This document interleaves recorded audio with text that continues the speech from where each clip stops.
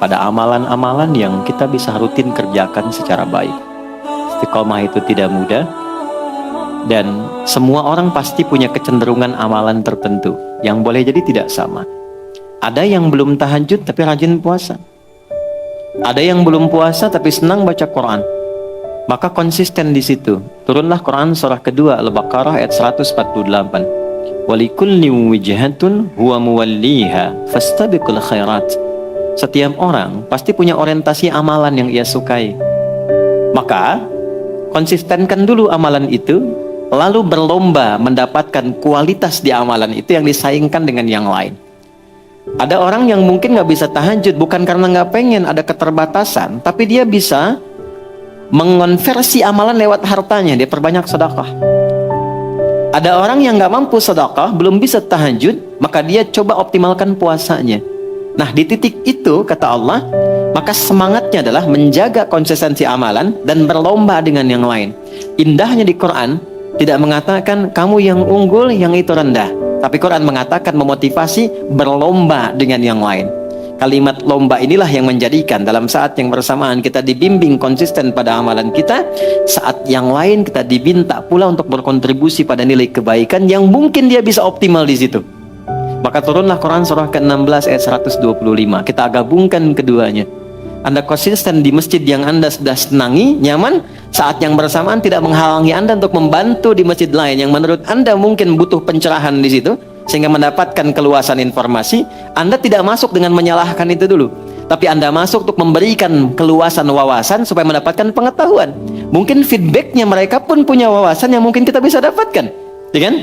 Baik, pernah kejadian saya baru pulang dari Tripoli, kemudian di satu kota saya suka pindah tiap subuh masjid ini seperti Anda tadi lakukan. Saya pengen tahu masjid ini, pengen tahu masjid ini.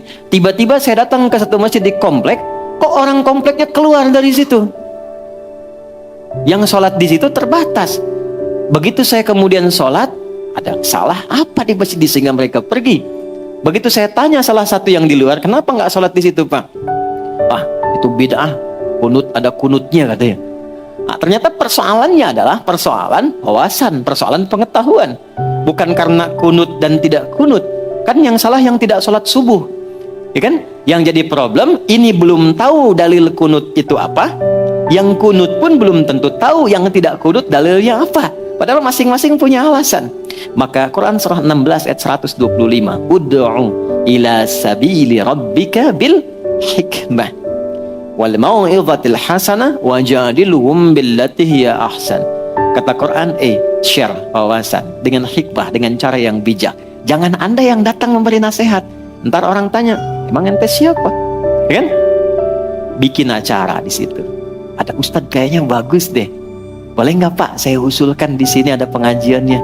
Nanti saya coba kontak ustadznya.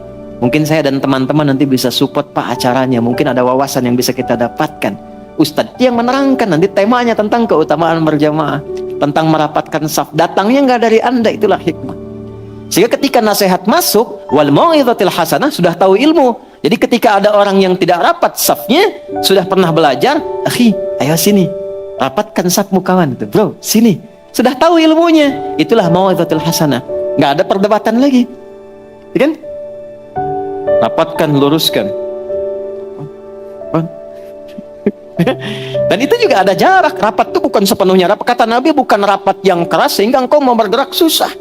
Bukan rapat begini juga ketika bergerak susah gitu, tidak. Normal aja, normal biasa. Ada jaraknya juga, ya. Ada yang mengatakan segenggam, ada yang mengatakan serapat tapi juga ada kemudahan.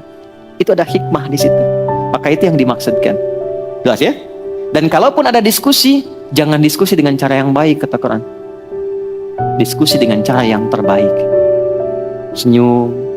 Kan berbeda itu tidak harus melarang kita minum teh bersama kan? Assalamualaikum akhi, tar aja. Assalamualaikum, tar aja. Waalaikumsalam.